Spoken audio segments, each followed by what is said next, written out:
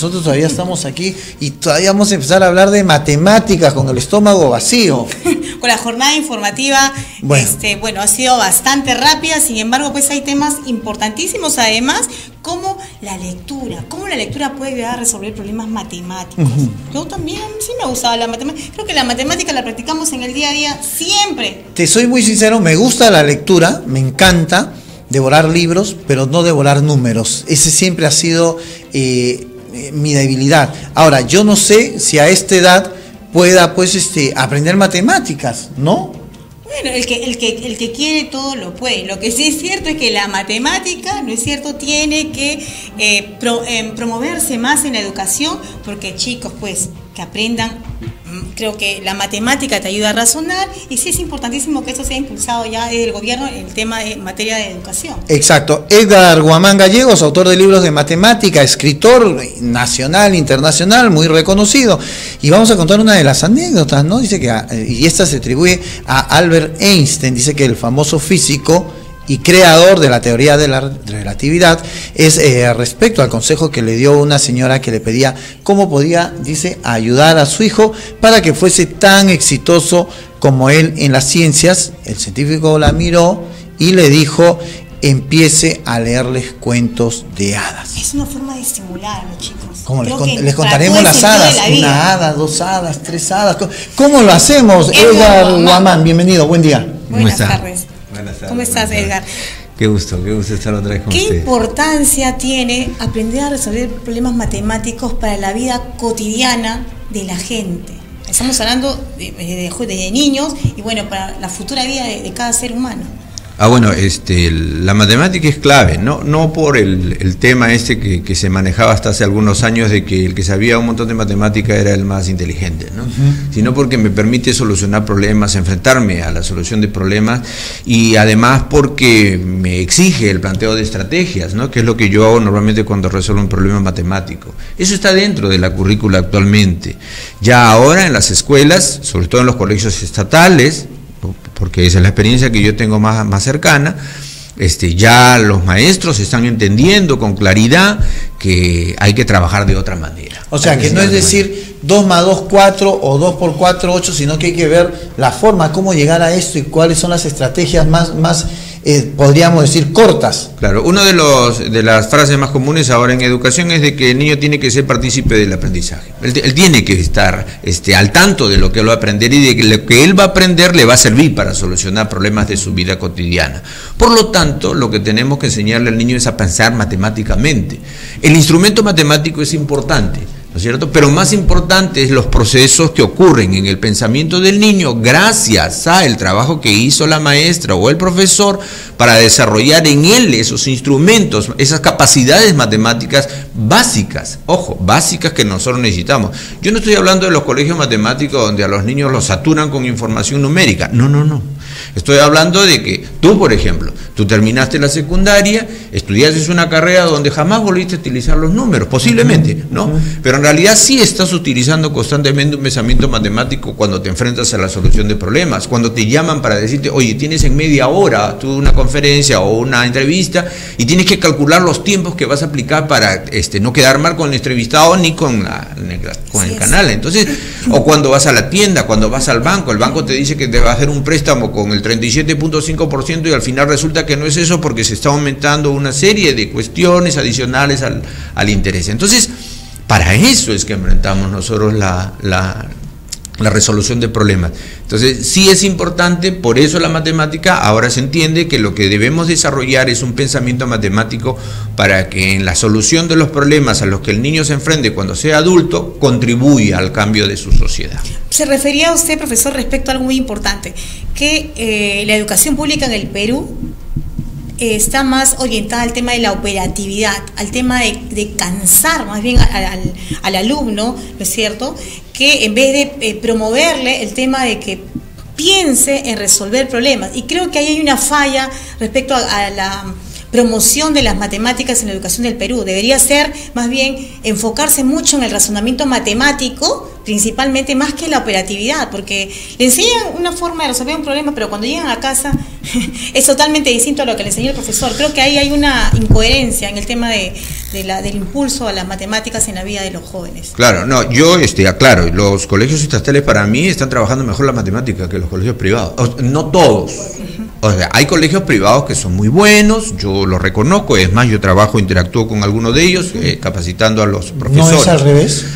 No, los colegios estatales están obedeciendo ahora a las evaluaciones censales que está haciendo el Ministerio de Educación, que son evaluaciones donde justamente lo que se ve es la capacidad que tiene el niño para enfrentarse, ¿no es cierto?, a una situación problemática, no a un ejercicio. ¿Ve? Entonces ya el niño, si tú ves los libros de matemática de secundaria del Ministerio de Educación, no hay ninguna fórmula. Ya. Pero los libros no solucionan. Ahí yo creo que no.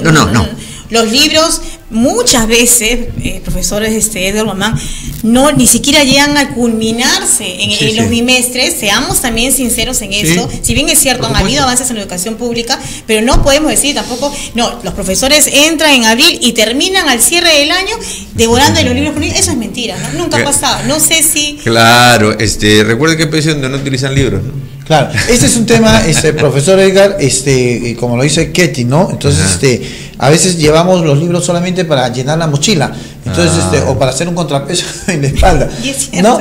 En algunos casos. Este tema es muy polémico, permítanos por favor que podamos abrir las llamadas, nuestros teléfonos, para que la gente pueda, Ketty, hacer algún tipo de consulta, ¿no? A partir de hoy, Marco Antonio, estamos convocando a la gente que nos puede, a toda la audiencia de Onda Digital y de Contacto Perú, para que pueda con sus llamadas participar. Pueden llamar ustedes al 578-9604 y con nuestros invitados también poder hacer las preguntas que correspondan. Usted, madre, padre de familia, que quiera, ¿no es cierto?, hacerle una pregunta aquí a nuestro especialista respecto a cómo sus hijos puedan aprender más las matemáticas o cómo le puedan agarrar cariñito a los números. Si llaman de celular 01-578-9604. Retomando un poco el tema también de Ketty. Si bien es cierto, en algunos casos los libros no se llegan a terminar, te sirven como una guía, pero ¿cómo va a influir la lectura en el tema de la matemática? Qué bueno, justamente me encantó cuando recién iniciamos esta entrevista, que hablabas sobre la importancia que tiene la lectura. O sea, entre la lectura propiamente dicha, ¿cierto?, entre los códigos que nosotros utilizamos cotidianamente para comunicarnos, también hay otro tipo de comunicación que se subsume a la otra, ¿no es cierto?, que es la comunicación matemática. O sea, yo tengo que enseñarle al niño para que él pueda interpretar un libro de matemática donde, por ejemplo, me ponen que X sobre X, tal que pertenece a la N. Entonces, esos términos que son códigos matemáticos, el niño tiene que interpretarlos. Y para poder interpretarlos necesita una lógica que le permita comprender, estructurar esto dentro de su pensamiento. Yo he hecho evaluaciones hasta hace un tiempo atrás, ahora por mis labores de asesor de una editorial no lo puedo hacer, pero hemos hecho investigaciones donde comprobábamos que, por ejemplo, para que el niño pueda estructurar el número, tiene que pasar un tiempo. Hace poquito estaba leyendo un comentario que hicieron a través del Foro Latinoamericano Paulo Freire aquí en Perú, y comentaban cómo es que los niños aprenden justamente mejor. Y uno de los consejos más prácticos y que cualquier padre de familia puede hacer es: deja a tu niño ser niño, o sea, hazlo jugar. Porque cuando el niño se va al parque y comienza a correr con la pelota, además que se enfrenta a una esfera, ¿no es cierto?, tiene que ser consciente que es una esfera la pelota, para que cuando llegue al aula no le digan haz una esfera y él dibuja un círculo, ¿no es cierto? Además, cuando él corre y salta, él salta por encima, ¿no es cierto?, o pasa por debajo, le dicen, ¿no es cierto?, y él pasa debajo de un juego que hay ahí en el parque, ¿ve? O sea, en la acción el niño está aprendiendo algunos conceptos que son nociones básicas fundamentales. Entonces, volviendo al tema de la comunicación, como van en paralelo, la comunicación como la matemática son necesarias, entonces, y mejor mientras más se demore, porque existen algunos colegios de educación inicial donde a los niños ya se les enseña a multiplicar, lo que está muy mal, ¿no? Eso el ministerio también ya lo entendió, ¿no? Entonces, el niño debe de ir junto. Entonces, una de las propuestas que yo le vi ya hace algunos años en un congreso de comprensión lectora en Ecuador fue que al niño era posible enseñarle matemáticas si lográbamos que él le encontrara la parte divertida a la matemática. Y entonces yo, por los estudios que he hecho, encontré a un escritor español matemático, Miguel de Guzmán, y él escribió un libro que es un libro de cuentos que él lo escribió para entretener a sus propios hijos cuando eran pequeños. Y me encantó porque en ese libro él no habla de números. Él habla de unos monstruos que eran de colores y que tenían un brazo más largo que el otro. Los induce claro. A crear en su mente. Claro, es que cuando tú aprendes sobre los colores puedes hacer clasificaciones, que es la base fundamental para poder hacer números. Ahora, cuando tú hablas, tú dices, pues, Ketty, tú dices, no, y habían monstruos, empiezas tú a crear tu 1, tu 2, tu 3, tu 4 monstruos. Luego habían 2, luego habían 3, y de alguna manera. Exacto. ¿Tenemos una llamada? Tenemos una llamada desde San Juan de Lurigancho, Rosa Martínez, a esta hora de la tarde. Rosa, muy buenas tardes. Muy buenas tardes. ¿Cómo está? Qué gusto. ¿Desde qué parte de San Juan de Lurigancho? De Canto Grande. Muy bien, muchas gracias. ¿Cuál es la pregunta para el profesor Edgar Guamán? Yo tengo una pregunta. Tengo a mi hijito que está en primer grado y quería saber, en los colegios particulares les enseñan geometría, aritmética. ¿Está bien eso? Ah, ya. De Perfecto. primer grado. Muy buena pregunta, Rosa Martínez desde Canto Grande, en San Juan de Lurigancho, y justo quédate por favor con nosotros. Justo lo que mencionabas, que el Estado ha entendido que hoy día los niños no pueden llevar multiplicación, división. Entonces mira lo que está diciendo la señora. Primaria, aritmética, ¿no? Yo la llevé en quinto año de secundaria. Si puede responder la pregunta, claro. Si es válido. O sea, la numeración básica forma parte de la aritmética. Lo que ocurre es que hay algunos colegios particulares que lo que han hecho es separar por áreas, ¿no es cierto? O sea, la matemática la han separado en aritmética, álgebra, geometría, incluso trigonometría. Exacto. De esa manera. No, pero es un absurdo. Es un absurdo para poder entender la trigonometría. En trigonometría tú no trabajas con ángulos planos. No. Eso es en geometría. ¿No es cierto? Entonces el niño todavía no tiene la capacidad para poder imaginarse de qué le están hablando, ¿ves? Entonces más bien se le está haciendo un daño porque le satura con información que a él no le va a servir, y lo único que hace es hacer que el niño, cuando llegue a sexto grado, como ya se ha descubierto y yo he hablado mucho de esto, el niño ya no quiera aprender más matemática porque no la entiende. Así es. Como lo que le pasó a Marco Antonio Reyes, ¿no? Entonces es como que te digan, pues, vas al colegio primaria y el profesor te diga, haz un ángulo con tu brazo. Entonces de repente yo lo puedo hacer ahora, pero un niño, o sea, que me voy a sacar el brazo, ¿cómo me lo pongo? Y realmente la trigonometría, el álgebra, por la aritmética sí creo que tiene una vinculación al razonamiento matemático, pero cuando hablamos específicamente de operativamente números, álgebra y geometría, realmente se le da la utilidad para el tema de vincular el tema de las matemáticas con la lectura. ¿Sirve de algo o sería mejor establecer con mayor promoción el tema del razonamiento matemático, donde sí se utiliza la aritmética, entiendo? Sí, lo que pasa es que se ha entendido también mal esto del razonamiento matemático, porque se ha pensado que el razonamiento matemático es un curso aparte donde al niño se le enseña a utilizar fórmulas. Ahora, gracias a Dios, esto también está siendo descartado. El razonamiento finalmente es el producto del aprendizaje de los números y cómo yo es que utilizo estos números para solucionar mis problemas. O sea, aprendo a pensar matemáticamente, ¿no es cierto? Entonces estoy razonando. Sí, claro. Está ligado al contexto además, ¿no es cierto? O sea, tiene que permitirme solucionar problemas. Entonces, una clase donde el profesor se pasa dejando ejercicios, ¿no? Del 3 a la X, a la menos 1, a la menos 0 y cosas que a mí me torturaron. Torturan a los niños en educación. Gracias a Dios, lo repito, ¿no? Están quedando atrás. Ahora lo que se exige es que el niño, además de explicar qué hizo cuando solucionó un problema, porque la argumentación es clave, pues. O sea, las 4 capacidades que está manejando el ministerio para desarrollar a su vez las competencias, que son ahora el objetivo principal, es que el niño entre ellas plantee estrategias de solución a los problemas y además los argumente el proceso que él aplicó para solucionar ese problema. Entonces el niño ya es consciente de que lo que él aprende en clase es importante porque ahora soy capaz de poder decir lo que sé. ¿No es cierto? Antiguamente, acuérdate de nuestros tiempos, Marco Antonio, ¿no? Oye, ¿y para qué vas a utilizar tú, no sé, el seno de 30? ¿Sí? No me sirve para nada. Era puntual, nuestra matemática era puntual. Así, claro, lo que pasa es que era memorística. Entonces, yo tengo, tú recordarás, alguna vez tuviste una entrevista con el doctor Oscar Guarán Garros, que es un maestro. Y él una vez me acuerdo, me hizo un comentario que a mí me encantó, porque me dijo algo, es así, ¿no? Hasta el siglo pasado, los profesores, o sea, los estudiantes como tú y yo, cuando egresamos a la universidad, teníamos que ir a la biblioteca y sacar 50 libros, bueno, estoy exagerando, un par de libros, para hacer mi resumen y presentar al día siguiente mi tarea, ¿no es cierto? Teníamos que cargar el baldor, claro. ¿te acuerdas? Sí. ¿No? Que era un crimen. Pero el conocimiento estaba en el libro. Ahora el conocimiento ya no está en el libro. Pero nadie se lee todo el libro, pues. Por eso. Tenemos que empezar cuánto se lee en el Perú. Que entonces el conocimiento ahora está aquí. Aquí lo tengo ahí bien guardadito. Bueno, lo acordo el tiempo, en mi USB.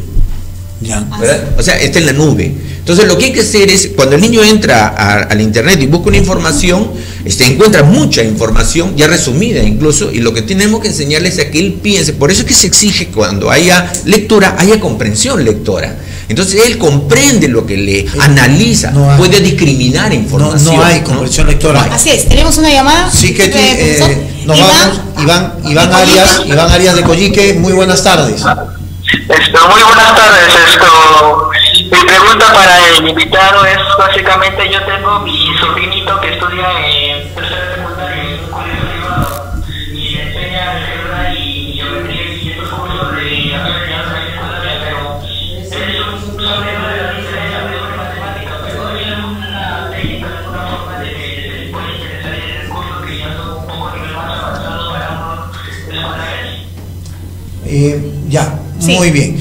Bueno, si hay alguna forma de que un adolescente que está en segundo o tercer año de secundaria le pueda gustar las matemáticas, la álgebra, la aritmética, la geometría, sí. Porque ya pues ha estado saturado en la primaria y seguramente que en la secundaria tampoco le gusta y probablemente repruebe la materia. O sea, ¿cómo hacer para solucionar ese problema? Claro, en primer lugar, no existe magia, ¿no?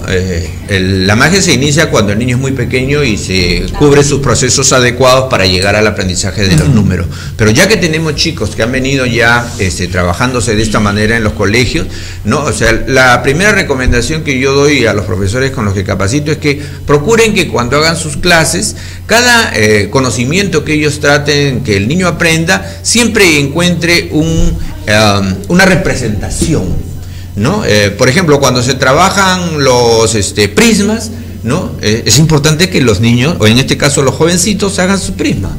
En la pizarra no se logra mucho, porque recuerden ustedes que la pizarra son signos, y para poderle darle esos signos significación, yo debo tener la experiencia previa en el contacto con la realidad y con lo concreto, para que encuentre ligazón. Lo que decía el amigo Ausbe cuando hablaba de la experiencia previa, ¿no? Él decía que para que se dé un aprendizaje significativo debe haber un conocimiento previo, una experiencia previa que me permita que la nueva información encuentre anclaje. O sea, acá hay dos cosas diferentes, y yo no sé si Ketty concuerda conmigo, pero amas a Dios sin conocerlo. Pero a la matemática tienes que conocerla, tienes que hacerla tangible para que puedas amarla.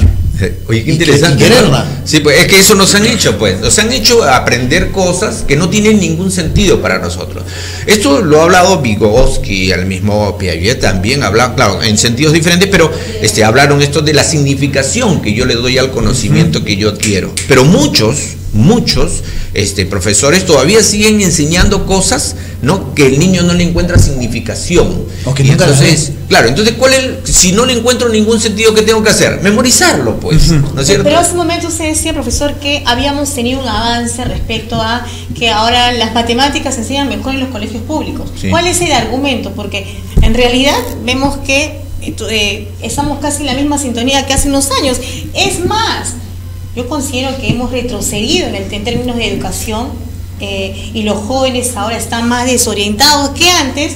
En mi época, seguramente en la época de Marco Antonio, había una mayor rigidez en muchos cursos y las matemáticas pues no eran tan odiadas. Si bien es cierto, uno no le agarraba cariñito a las matemáticas, pero pasaba pues uno, ¿no? Ahora no, ahora vemos que más chicos reprueban la materia, y muchos también abandonan el colegio. No sé si podemos hablar de avances en educación. No, los resultados están ahí en el internet, en la página del Ministerio de Educación están los resultados de las evaluaciones censales, y es sorprendente encontrar de que muchos colegios los estatales obtienen mejores resultados en las evaluaciones que muchos privados. No digo que todos, vuelvo a repetir, recuerden que nosotros tenemos colegios privados de mucho nivel, claro, también cuesta mucho, ¿no? Pero también tenemos otros colegios privados donde, y me van a perdonar algunos promotores de colegios, pero yo he llegado a algunos colegios donde el promotor es Juan Valdivia, perdón, voy a decir Edgar Guamán, y el profesor de educación física es José Guamán, y la profesora de religión es Carla Guamán, y eso no se puede permitir, ¿no? Porque eso no me asegura calidad, ¿no? Entonces la calidad se asegura cuando tiene profesores competentes. ¿Dónde está la UGEL? ¿Dónde está la fiscalización? Yo me imagino que posiblemente el ministerio pues no tiene, mire cuántos colegios hay a nivel nacional, ¿no? Necesitaríamos tener muchísima gente. Pero yo creo que se puede dar, porque si nosotros decimos mejorar, ¿no? Tenemos muchos colegios, es igual que digamos, tenemos muchos hospitales o tenemos muchas postas, entonces ¿qué importa si la de allá tiene o, no, o está abastecido o no? Entonces no se trata de eso, porque yo creo, si queremos una educación de calidad, tenemos que tener una supervisión de calidad, unos maestros de calidad, como es lo que se está tratando de llevar hoy en día con los maestros, ¿no? Capacitarlos y todo. Por eso es que ahora todos los colegios, también los privados, están siendo evaluados, ¿no? Los niños, me refiero, ¿cierto? Pero sabemos ya, porque profesor, cuando yo evalúo a tus 30 niños o 25 niños, también estoy descubriendo, ¿no? Si es que tú estás enseñando tu capacidad. Así es. Exacto, por eso la capacitación debe ser de ambos. Así es, o sea que las cosas están avanzando por un buen camino, creo en ese sentido. Mariela Rocha, de San Juan de Miraflores, muy buenos días.